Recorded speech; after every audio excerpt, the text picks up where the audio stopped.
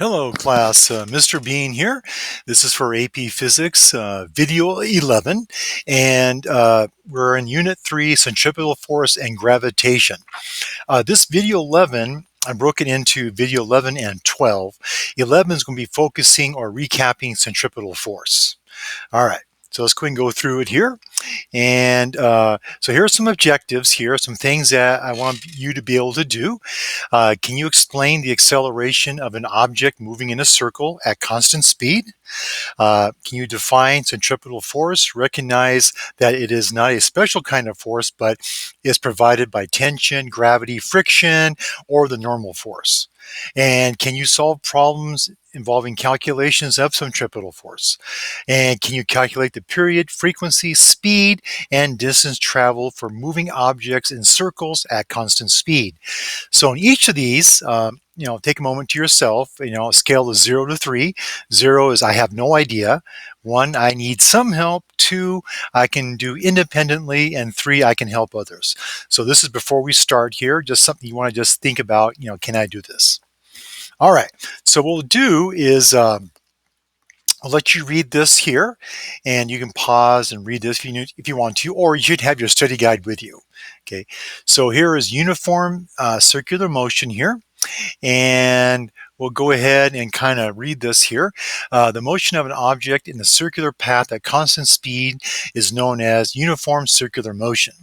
An object in UCM is constantly changing direction, and since velocity is a vector, it has direction. You could say that an object undergoing UCM has constantly changing velocity, even if the speed remains constant. And if the velocity of the object is changing, it must be accelerating. Therefore, an object undergoing UCM is constantly accelerating. This type of acceleration is known as centripetal acceleration. All right, so we'll go ahead and let you answer this first question here. If a car is accelerating, its speed, is the speed increasing necessarily? Okay, all right. Go ahead and take a look at this. We did this here in class. Here we have, like right here, let me go ahead and do some drawings right here. So this picture here, we did this thing here where this was a position vector r, the radius, and then at some, this is still r here, and this is some delta theta here, right? Change in theta here, and it occurred at some delta t, right? Change in position here, and so what happened was that these are two velocity vectors. We take VO and so we're going to do delta V, right? Delta V is going to equal V plus, I'm going to do the opposite of VO like that. And that's why we switch it like this here. And then we do the head to tail method, and we can see that the acceleration vector points center seeking. Okay, that's what we did in class last time. Okay, and you can repeat this, and then we derived this in class, the definition or the equation for the magnitude of the centripetal acceleration. So this is the magnitude, v squared over r. And remember that this also ended up being, remember v was, what was v? V was 2 pi r, right, over t. Therefore, if we do v squared, that's going to equal what? 4 pi squared r squared all over t squared, right? And if I substitute this into here, remember there's an r down here, so one of the r's cancel out here. And what happens is that we get 4 pi squared r. All this divided by t squared. So this is another way to express centripetal acceleration if you know the radius and you also know the period. Okay, all right. So down here we have in a diagram below, a cart travels clockwise at constant speed in a horizontal circle. Okay, so it looks like it's moving this direction here. At the position shown in the diagram, which arrow indicates the direction of the centripetal acceleration of the cart? We'll let you answer that first here. Okay. Actually, the answer is A. Okay.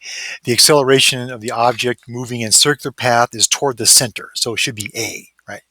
All right. Okay.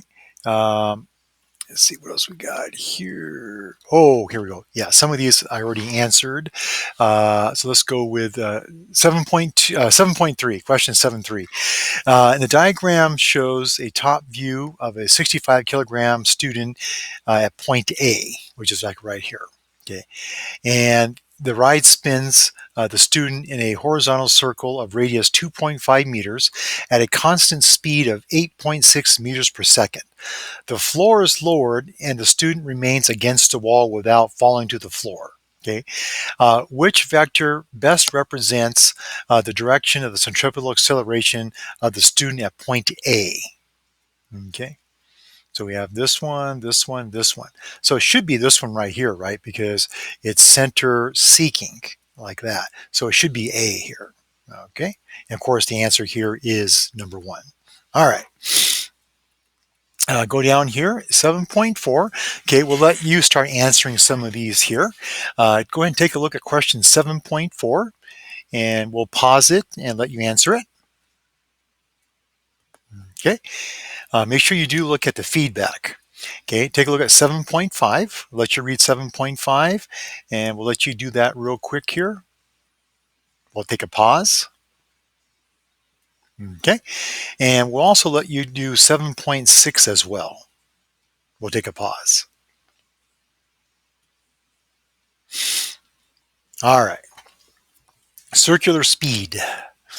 Okay, so as we said before, here's velocity is distance over time, but since we have circumference, right, and we will do this again here, this is 2 pi r, right, over t, okay, and this is 2 pi r over t, okay, right there, and so it should be 2 pi r over t, like that, okay.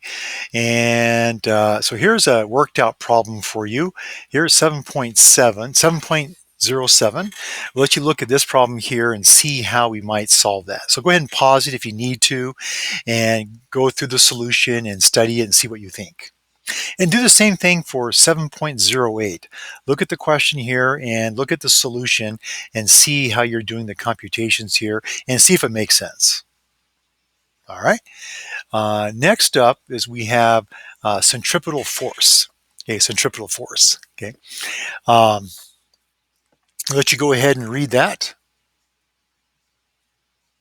Okay, take a pause here and read that. Okay, all right. Here's some more on Newton's second law. Okay, let you take a look at this here.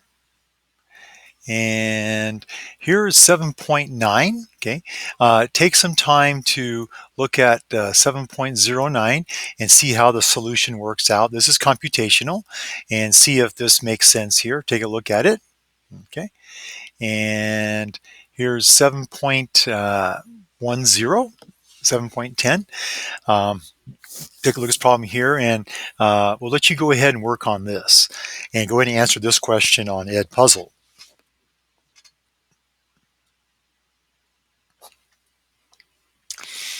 Okay. If you're not sure about it, maybe give you a little bit of hint here. So a question here says the diagram at right shows a 5 kilogram bucket being swung in a horizontal circle of 0.7 meter radius at a constant speed of 2 meters per second. Okay, what's the magnitude of the centripetal force? All right, well, here's some of the forces, right? The centripetal equals, here we have, was it MAC? Okay, and this one being m. Here we have v squared over r. So it looks like everything we need is right here. Okay, go ahead and try to solve this, and we'll hit pause here.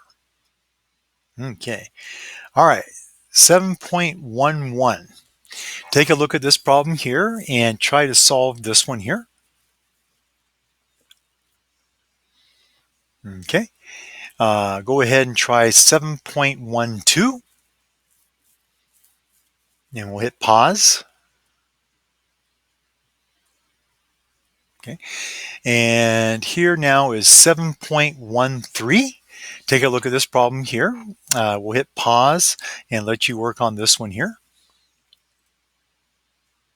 Okay, here is question 7.14. Okay, this is a good problem here. A lot of things going on. There's ice here, and here's a car's path. It looks to be like a circle. So make sure this is a circle here, and radius of 25 meters to point P. Okay, and the car hits an area of ice and loses all frictional force on the tire. Therefore, it's losing frictional force, so it's no longer going in a circle. So it must mean that it's going tangential. So take a look at that. And which path does the car follow on the ice? Is it A, B, C, or D? Okay, we'll let you think about that problem. Go ahead, pause. Okay. All right. Next up is we have frequency and period. Okay, we'll let you go ahead and read about this here. Go ahead and pause and take a look at this. Here's 7.15. So here's a good question here. It's asking you to do several things. It completes 10 laps in a minute and 40 seconds. If the diameter of the track is 1 meter, find the train's centripetal acceleration, centripetal force, period, and frequency. So asking you to find everything. All right, so take a look at this here. It shows you first have to calculate the velocity, okay, which is distance or divided by the time, and 2 pi r times 10, and complete 10 laps in 10 seconds. So make sure we do 1 hour and 40 seconds, convert to 100 seconds, make sure all the units are correct. So we get 0.314, almost like pi, okay? And of course, here's the centripetal acceleration. And we have, quickly we can solve for the centripetal force. And then if I have the period, which is 10 seconds, I can quickly solve for the frequency. So notice how these are all kind of sequential here. So keep that in mind as you do problems like this in the future. Okay, 7.16. Alan makes 38 complete revolutions on a playground roundabout in 30 seconds. If the radius of the roundabout is 1 meter, determine the following. What's the period? What's the frequency, speed, and centripetal force? Okay, so think about the period. Okay, so period is the time it takes to make one rotation. Okay, so he does 38 rotations in about 30 seconds. So think about how you do that. So I think the period, would that be what? Period would be, I'll help you the first one here. I'll do A for you or work with you. A, so period looks like 38. So we have your 38, right, revolutions. In, was it, in 30, in about 30 seconds, right? So 30 seconds. So if I want to do the period, you gotta be careful here. If I do the period, that means it's 30 seconds, right? Because seconds has to be in the numerator, divided by 38 revolutions. Okay, that should give me the period. Now, if I did the frequency, right? Frequency would be 38 revolutions, right? 38 revolutions in 30 seconds. Okay. Notice here that the denominator units are seconds, which is consistent with hertz. Okay, so just keep that in mind and go ahead and try B, C, and D. All right. Okay. So next up we have is vertical motion. All right, I'll let you go ahead and do this reading here, and I'm going to go ahead and work out the mathematics on this. Okay, and go and take a look at this here, and look at this is a good summary, but I'll kind of go over this in more detail. Okay, I'm going to hit pause here real quick. All right, so let's go ahead and switch over to supplemental videos here. I'm not sure if I can do that or not. Let me see. Let me go over here. Okay, okay, so video number 11 here, I think we're still recording this. Okay, so supplemental motion, vertical motion. So let's take a look at a situation here, and I'm gonna go ahead and kind of draw a circle. So let me get some shapes here. Here's shapes.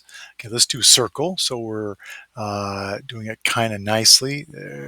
Yeah, there we go. There's a nice circle here, and okay, so there's a nice circle. And we'll go and take a look here, and we have, let me go ahead and do the drawing here and get rid of this here.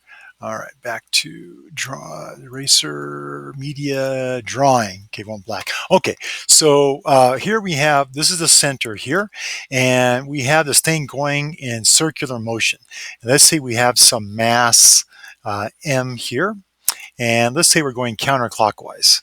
Okay, and we want to take a look at this position here, and I'll use pink for a different color to show this will be the up position here. Okay. And here's the mass again. Okay, so let's take a look at the bottom situation here. So, and this is of course radius r. So this is going in a circle like this, and we want to know, is the tension the same here and here? Okay, good question. Is it the same? So let's figure out. So let's do an analysis right here, and let's see what we got going on. So I'm going to go ahead and focus right here. I'm going to go ahead and do a free body diagram, and we'll call this free body diagram. All right, so here's the map. Here's where all the forces are acting right here. So going down, for sure, we have mg. Okay, now going up, we also, it's got to be about the same. We have, we'll call it tension, T for tension. Okay, now, well, I'm gonna go ahead and do FT because we have period and we don't want to get all confused here. So I'll go ahead and just do force of tension here, like so. All right, now here, which way is acceleration going? Remember, the acceleration vector is going in this direction as well. So we have acceleration going in this direction as well. So what I would suggest is to keep things simple. Whichever way acceleration is going, we'll go ahead and call that positive. So we'll call going up positive and going this direction here negative. Okay. All right. So let's go ahead and do our situation. Let's go ahead and do our thing here. Here we have sum of the forces, right, is equal to m, and we're going to call this here AC. Okay, acceleration here. All right. So let's see what we got here. So okay, so going up, we have the force of tension going up. We're going to say here minus mg, almost like the elevator problem, right? Here is m, and this will be AC here, right? There's MAC. And see what we got here. So we'll go force of, here's the force of tension right here, is going to equal, here's M AC, right? And over here, we're going to have plus mg, like so. Okay. And some things we can do to simplify this. Here's force of tension. We can also factor out an m here. And I'm going to change AC to V squared, right, over R here, like so, plus G, like so. All right. So this is the force of tension at the bottom here, at the bottom. Okay. So let's take a look at the force of tension at the top up here, and we'll go ahead and use pink. Okay. So again, I'm going to look at this point right here. Let's go ahead and put it right here just so we can look at it, and let's see what we got going on. Okay. We do have mg for sure. Okay. Now tension is acting in this direction, right? Okay. So we also have force of tension acting in this direction. And what about the acceleration? Okay, the acceleration vector is also in this direction as well. So we also have acceleration centripetal also acting in this direction. So we have three things all acting in this direction.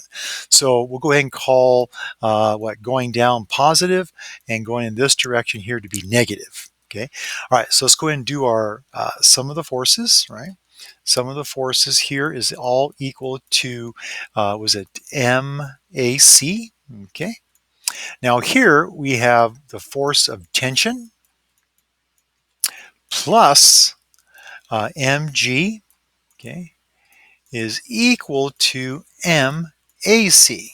All right.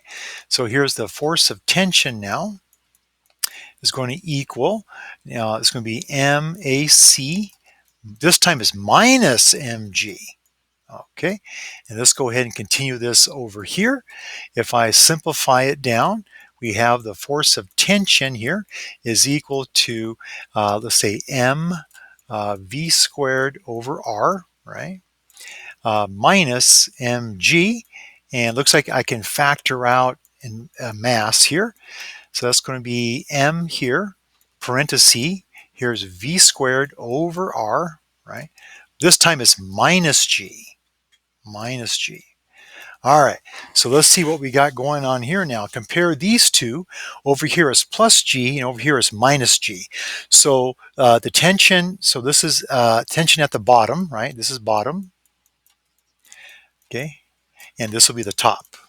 Okay, so what can we conclude? We'll go and use black here, that the force of tension at the bottom is greater than the force of tension at the top. Okay, go ahead, pause here real quick. All right, so let's go ahead and go back here.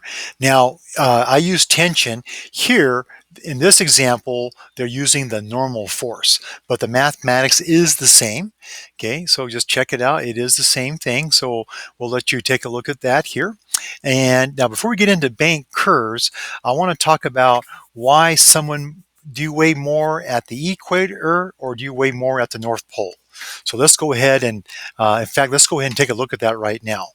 Uh, we'll say weight at the poles versus equator. Let's see what it says. So according to Wikipedia here, do you weigh differently? So the equator moving quickly as the Earth spins, a lot of centrifugal force. So do I weigh less at the equator than at the North Pole? Uh, yes, you do. Yes, you weigh less at the equator than you do at the North Pole. So let's go ahead and copy this here and let's kind of verify that that is actually true. So I'm going to hit pause real quick. All right, so let's go ahead and before we get to bank curves, let's go ahead and take a look at uh, do I weigh less on the equator than at the pole? Yes, you weigh less at the equator than at the North or South Pole. Let's figure out why that is. Okay, so let's go ahead and continue this problem here. Let me do some shapes here real quick. Where is shape? Here's shapes. All right, I want to circle again to kind of represent the Earth. So we'll kind of, okay, Earth's a little bit fatter in the middle than at the top here. So this is a more realistic picture of the Earth here. And let's go ahead and kind of go to drawings here. Here's drawings. Oh, be careful. Drawings is right here. Okay, we'll use black. Okay, so even though the Earth is tilted 23 degrees from the 23.5 degrees from the vertical, we'll assume that it's straight up and down. So here's our pole in which the Earth is spinning on, let's say.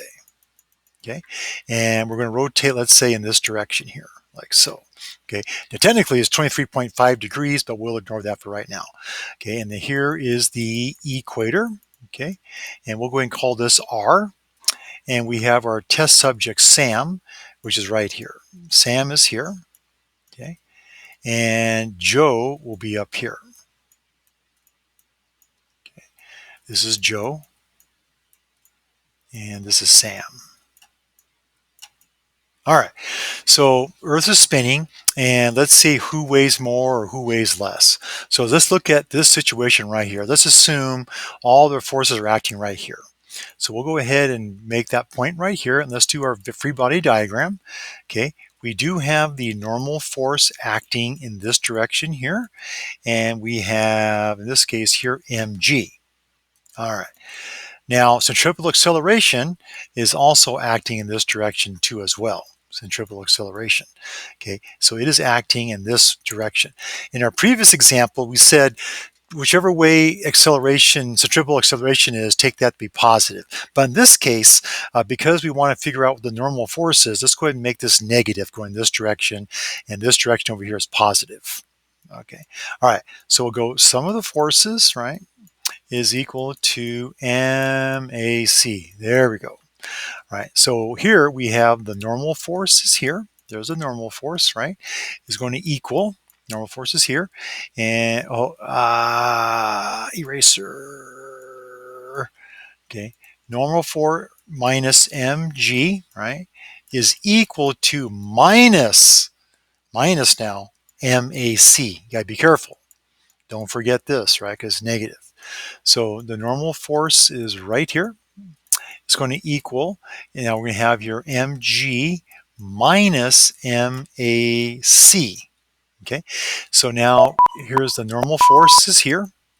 Okay, get rid of this here over here. Here's our normal force.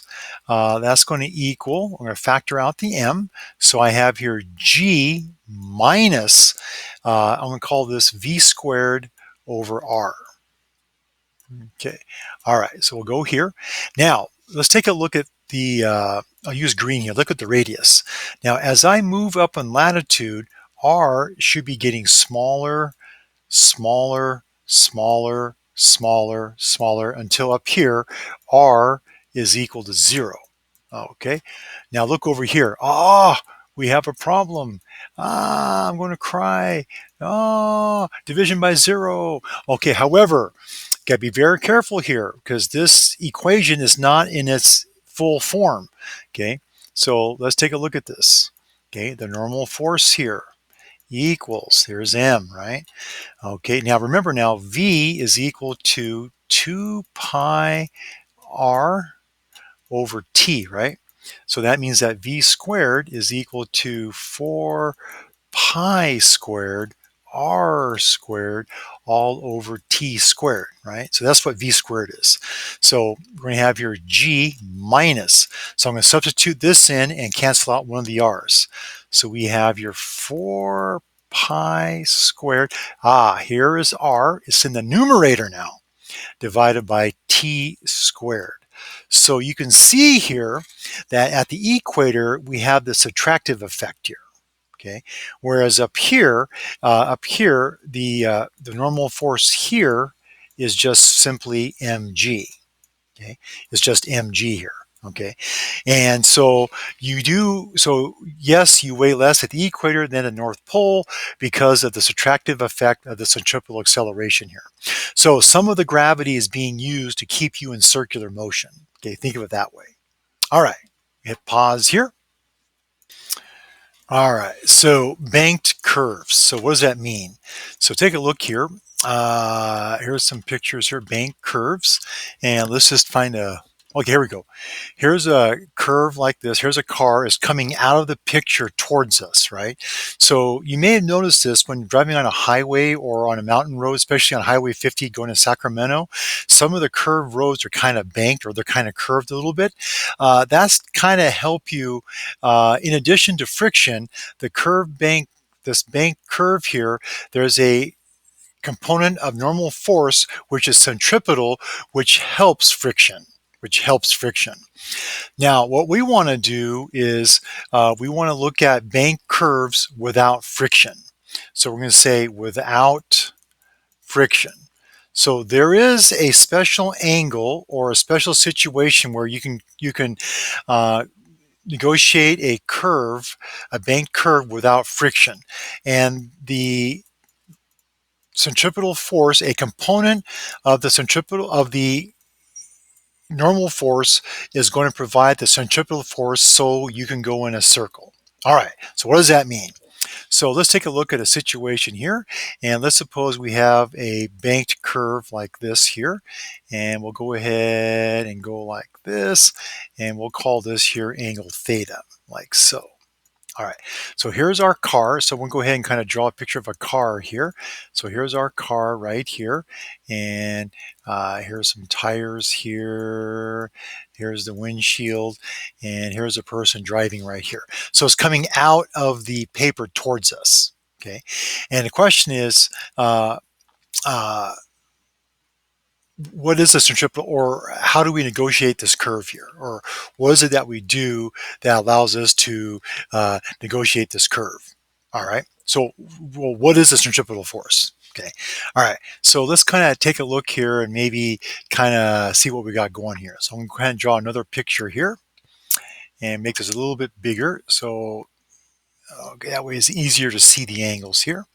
So here is the angle theta here, right? Here's theta. And we'll go ahead and kind of draw a box here to represent the car. Okay. All right. So right here is where all the forces are acting.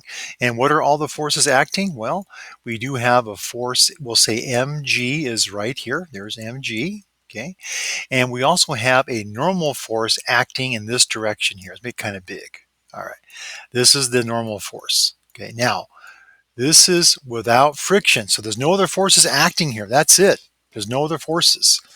Now, since we are negotiating on a circle, this red line here can represent the radius. Let's suppose that this is the radius r. So that's the radius of the circle, and the car is coming out of the page towards us. All right. So what we'll do now is just take a look at this normal force here in more detail. And let's go ahead and kind of draw, I'm going to draw some lines here real quick. I'm going to go ahead and kind of draw this line. Yeah, that color sucks. Let's do blue here. So we're going to kind of draw this up like this, like so, right? Let's make it straight here. And let's take a look and see what we got here. So let me go ahead and use black here. So let's get our angles or our interior angles squared away. So this is theta here. And this angle here, we'll do two of them here, is 90, right? 90 minus theta. Okay, so that means that this angle here is also 90 minus theta. Okay, so if that's 90 minus theta, that means that this angle here has to be theta. So that's theta. So this angle here is theta. Okay, now see this blue line here? Well, if that's theta, this blue line here represents the cosine component of the normal force. So, so we'll say normal force cosine of theta. Okay, so normal force cosine of theta. Now, let me go ahead and use purple here. So this component here will be the sine component. So this pink part here is going to be the normal force, but the sine component, okay, there's an arrow.